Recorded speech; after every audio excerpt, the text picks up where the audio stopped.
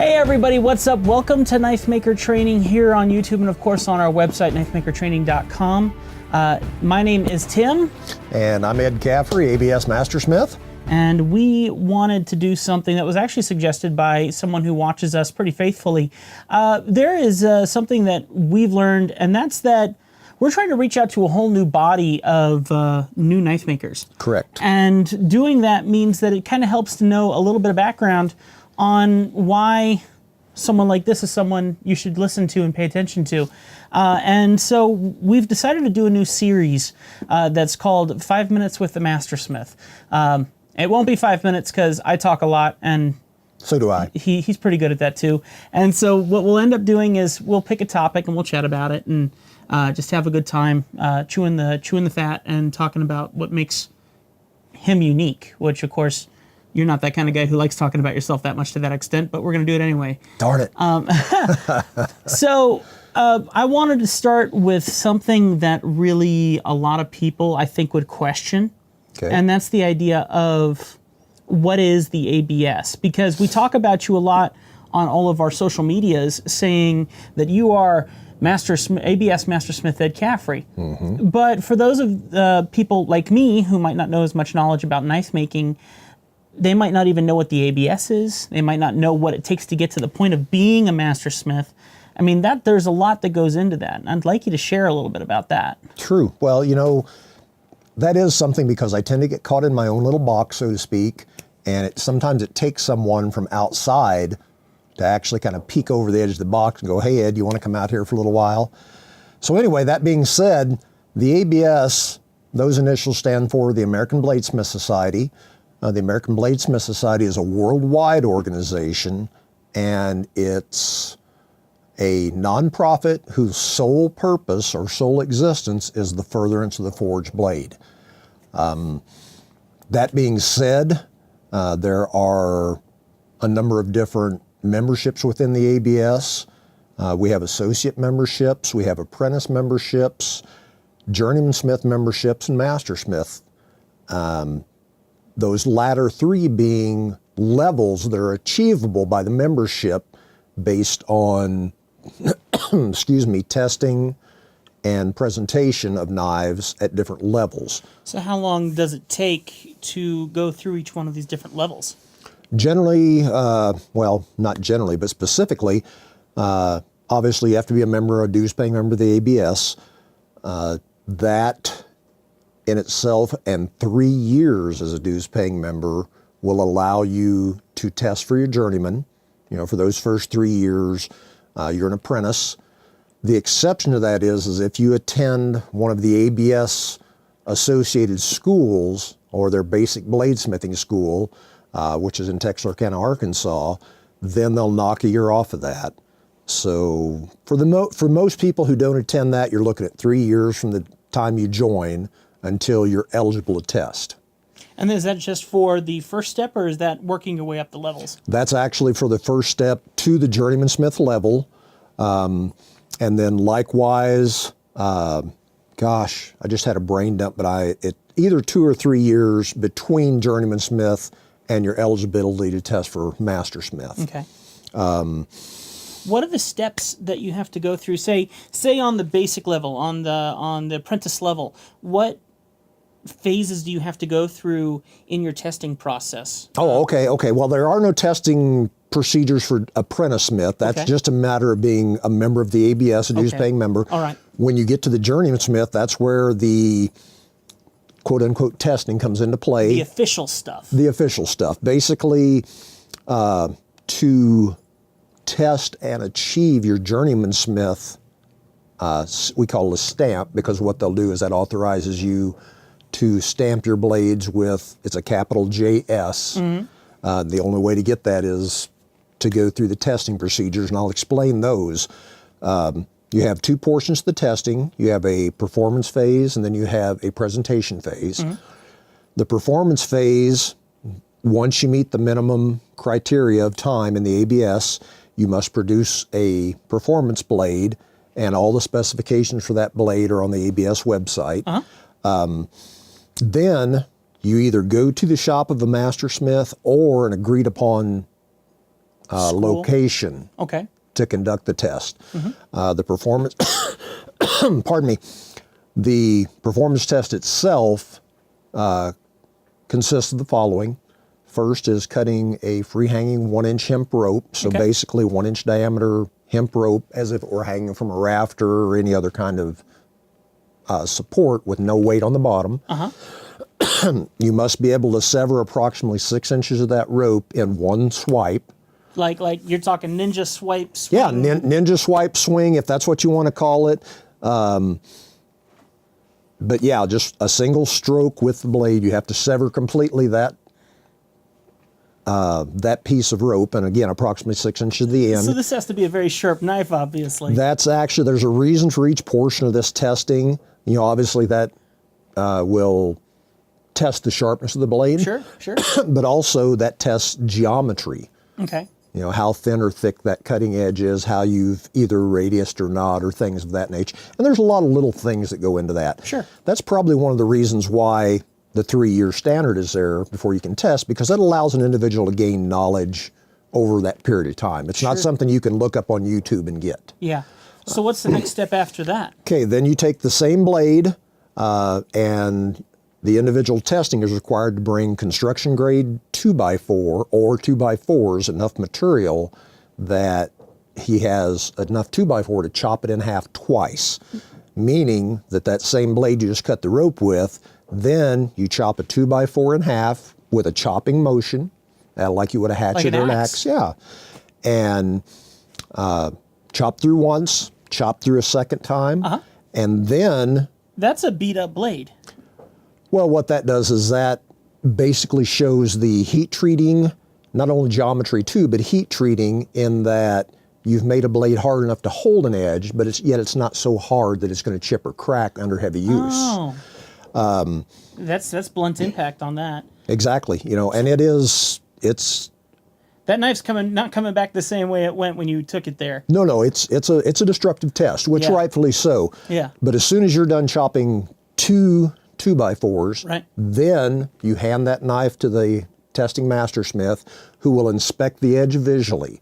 There can be no deformation on the edge, there can be no chips, there can be no rolling, any damage whatsoever of that edge after the chopping. It has to look like it did before? Exactly. And any deformation or anything that if it doesn't look like it did before, that's a failure.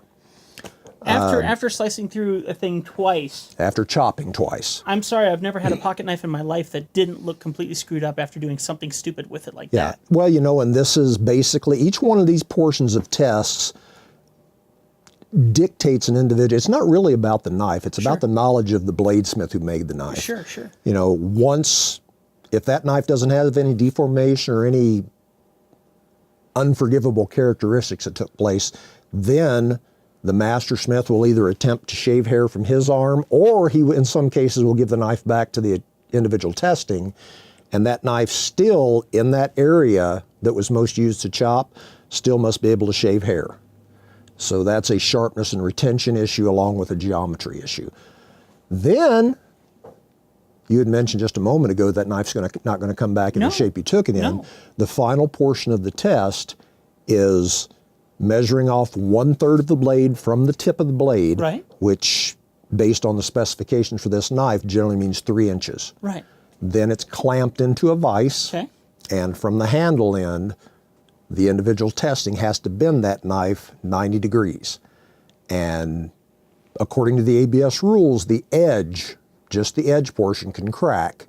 But if there are any chips come out, any chunks, if the blade comes in, you know, more than, if there's anything more than one attached pieces of a blade, you know, basically the blade has to stay intact. How much time do you spend making this knife in the first place? Because this knife is not coming back in any way, shape, or form. Quite frankly, I joined the ABS in 1989.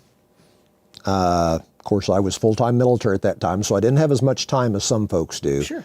But it was 1994 when I achieved my Journeyman Smith rating. Right. So it took me that amount of time to gain the knowledge. And even to this day, around this shop, you know, there are old test blades hanging up that from 30 years ago that I made. And it was just a matter of I'd make a test blade, test it, figure out what I did wrong, go back and make another one and improve. And this is all a learning thing. This is not something you can go to YouTube and go, boom, you're there. You know, there are a lot of subtleties involved in it. But on the other side of that, excuse me, on the other side of that same coin, it is not an insurmountable thing. It is not something that is unachievable. I mean, my gosh, if I can do it, you know, anybody can. I didn't even know that a knife could withstand that much damage and still come off on the end. Until I met you, I never had a knife that I could shave my own arm hair with. And yet you're saying that you have to cut through a hemp rope, cut through a piece of wood twice, then shave your arm, and then after all that beating, bend that sucker in half. And then I would say that you spend however long you spent on that blade, and I know how you are. You wouldn't say, oh, I spent a week making that blade. You would say, I spent 5 years of my life making that blade because of all the knowledge that you had leading up to this point. Well, and that's what it is. It's a cumulative thing. You know, even today I have people ask me, you know, how long does it take you to make a knife? Right. And my answer, and some people will think it's a real smart aleck answer, but the answer is 30 years. Right. Because everything that I have accumulated over my entire career goes into every knife I produce. Yeah. But back to what you had mentioned, it's all relative. Right. You know, for the most part, the general public who really doesn't know anything about custom knives, Right. you know, they're used to going to Kmart and buying a knife, or They're used to one of these. yeah, they're used to something like that. And seeing the difference between a production knife and a knife that most any custom knife maker would produce. Right. The factory is all about numbers. Right. They're what I call bean counters. What they do is, what's the cheapest material we can make this many knives out of, sell them for this amount of money, and make a profit. Right. And, you know, they're in that scenario, so that's their business model. Whereas someone such as myself, who is a full-time custom knife maker, absolutely first and foremost has to be quality and durability. Because anything that leaves my shop door has my name on it. Right. So I don't have Fred or Bob or Joe in the production department to blame for a flaw. Yeah. You know, it's all Ed Caffrey. Right. And so if I let something substandard go out this door, you know, I could spend 20 years building a good reputation, or 30 years in my case building a good reputation. Sure. And if I get complacent, I'm done. Yeah. So, but anyway, this brings us back to, let's finish up on the testing issue. Well, and actually, I think that we've covered something that I think is going to take everyone's brains for a ride just there. So how about if we do this? We've covered how to get to a journeyman level. Is there anything else in that journeyman level? Let's finish on the journeyman level. Oh, real okay, that's quick right, yeah, before our because- camera dies out. Okay. And then finish on journeyman, and then we'll come back and we'll talk about Mastersmith in our next video. Perfect. Okay. Yeah, the second, there's, like I said, there's two phases. The second phase is a presentation phase. That means the individual testing, once they pass the performance test, you either have to show up at the Blade Show in Atlanta, Georgia, which takes place every June, or the show in Kansas City, which takes place as of right now in September. You also have to notify the ABS that, yes, I'm going to present this. But what you're presenting is 5 knives, varying styles, varying techniques, and they're presented to a board of mastersmiths for quality and workmanship. At the Journeyman Smith level, the ABS rule verbiage is excellent quality, which means there can be minor mistakes. And frankly, that is my least favorite level of the judging. I've done it a number of times at the Journeyman Smith level, and we spend an extraordinary amount of time agonizing, because we always try to give the individual the benefit of the doubt. Right. Is a mistake enough to cause a failure? Right. But anyway, I'm not going to go on that. Let's assume you are going to pass. Your knives are going to be great. Probably the best thing I can tell you, if you choose to go this route, is get your knives, presentation knives, done early. Get them to as many mastersmiths as possible for review, and listen to what these mastersmiths tell you. They have something to say. So anyway, you pass both the presentation and the performance phases, then you're awarded your Journeyman Smith rating. Isn't this something else? I mean, and the thing is, there is so much detail that goes into each one of these knives that your heart goes into. And that's Exactly. one of the things that we want to offer here at Knife Maker Training is the knowledge base to help you get to that point. So before our camera dies, would love for you to go take a look at knifemakertraining.com. This is a website that I own, but this man has dedicated this part of his life to creating special guides to help you get somewhere in the knife making world. Whether you're just wanting to get into it and have a hobby, or like this man, who has made this an industry and a career that you have just exploded in over these past many years. But would love for you to take a look at knifemakertraining.com and take a look at our guides on there, as well as follow us on Instagram. We are also on Facebook. Yeah, and on Facebook we have a group there, Knife Maker Training group, and would love for you to be a part of it. Share your knives on there.